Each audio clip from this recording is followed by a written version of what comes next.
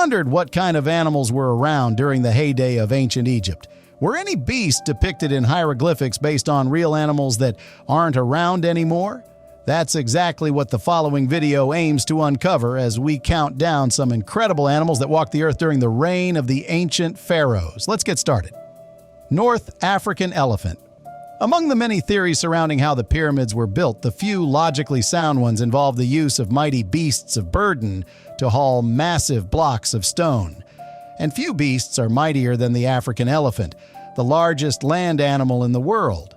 While elephants are still around, there is an extinct subspecies that lived in Egypt and surrounding areas, the North African elephant, aka Loxodonta africana pharaohensis.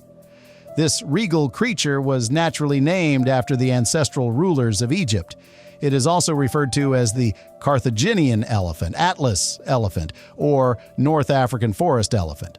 Though relatively gentle giants, these elephants were famously used by the Carthaginian armies that warred with Rome during the Punic Wars of 264 to 146 BCE. The North African elephant's historic range was north of the Sahara and parts of Sudan and Eritrea on Africa's eastern coast. Debates about the elephant's status as a separate species from the African bush elephants we have today continue to rage on. However, depictions from the North African elephant's time show that it was likely much smaller than extant elephants. Carthaginian art and coins depict elephants with shoulder heights little over 8 feet, 2.5 meters. Extant bush elephants range from 8.5 feet to about 12 feet at the shoulder and weigh between 6,600 and 15,200 pounds, 3,000 and 6,900 kilos. As for why it went extinct, we can't be exactly sure. Hundreds of elephants were likely killed during the Punic Wars and hunted further by the victorious Romans. Doubtless, the Romans would have sought to take some back to Rome as trophies or pets, but many may have died at sea. These factors, combined with elephants' slow rate of reproduction, means they hardly stood a chance of surviving during a time when people didn't know animals could go extinct. Benu heron Ardea benuides is, or was, a beautiful bird that was very close to the Egyptians, physically and culturally. More commonly known as the Benu heron, this ancient bird of paradise was often depicted in Egyptian art and hieroglyphics. In fact, Egyptologists believe the bird was revered as the embodiment of Benu, a deity linked with the sun and rebirth.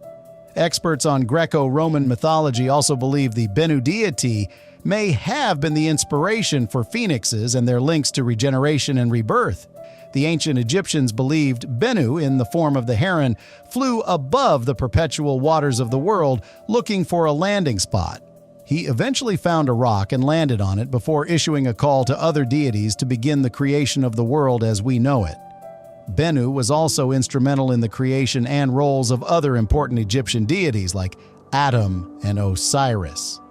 Remains of the Benu heron were first discovered in 1977. The bird lived in North Africa and parts of the Arabian Peninsula that form the modern United Arab Emirates.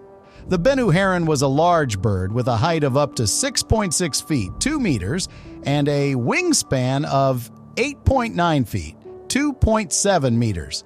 This makes it bigger than the Goliath heron, the biggest heron around today. The Benu heron is often depicted as taller than human beings. It was certainly a powerful flyer, blessed with acute eyesight and predatory instincts. Like many herons, it could have been partially solitary and partially social. Gray herons, for example, are solitary hunters and feeders but form flocks when the breeding season arrives. The cause for the Benu heron's extinction is not known, but we can speculate. One theory suggests that the heron was a victim of climate change.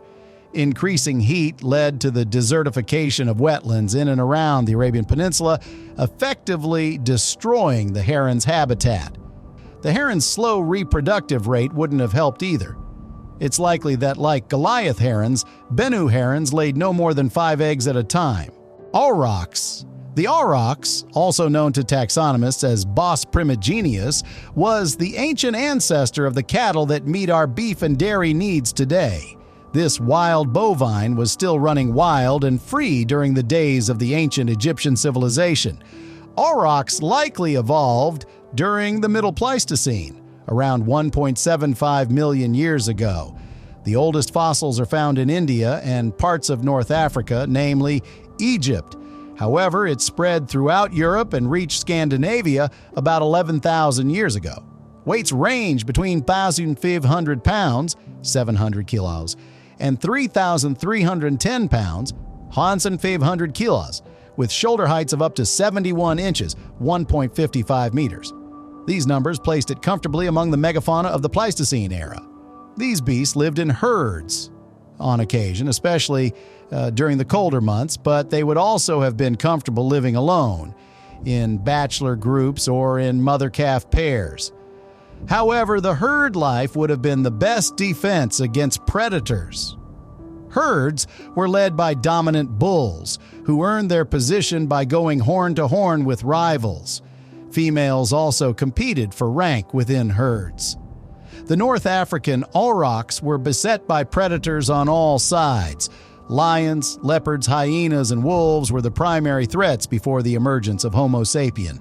The actions of humans would eventually cause the aurochs' extinction and the emergence of domestic cattle. Aurochs also played a big role in human cultures that encountered them. In Egypt, aurochs were depicted in petroglyph rock paintings ranked among the oldest by humans anywhere. They are also shown on the walls of the mortuary temple of Ramesses III, which is dated to about 1175 BCE. In Europe, the aurochs was depicted in rock paintings and engravings on decor, idols, utensils, sigils, and other awesome artifacts.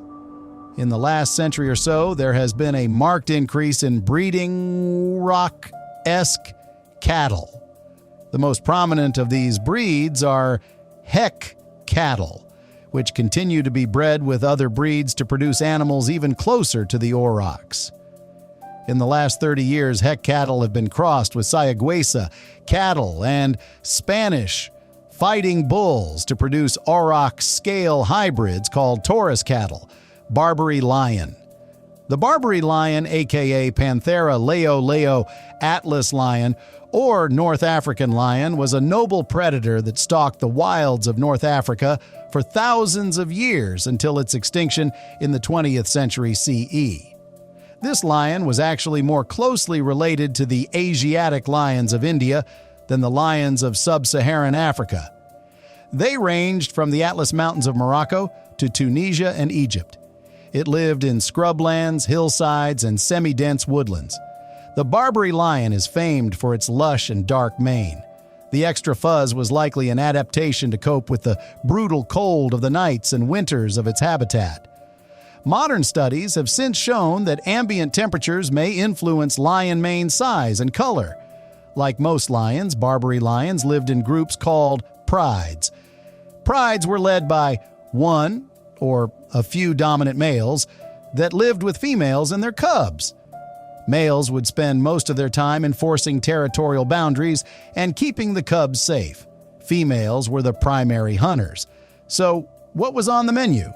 Well, Atlas lions ate anything they could catch and overpower. This included Atlas deer, gazelles, mountain goats, wild boar, and other herbivores. Males were bigger than females, weighing between 595 and 660 pounds, 270 to 300 kilograms, and measuring 7.5 to 9.1 feet, 2.3 to 2.8 meters from nose to tail. Females were about two-thirds the size of males. Today, the Barbary lion is completely extinct in the wilds it once called home. In the 20th century, European settlers who had set up farms in North Africa worked with local governments to cull lion populations that threatened livestock. The efforts worked too well, and by the year 2000, the only extant Barbary lions could only be found in zoos. Conclusion. This brings us to the end of the video for today. Thank you for watching, and please leave a like and subscribe to the channel.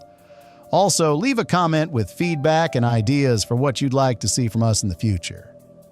Thanks again for watching, and keep it locked onto your favorite animal channel. Bye for now.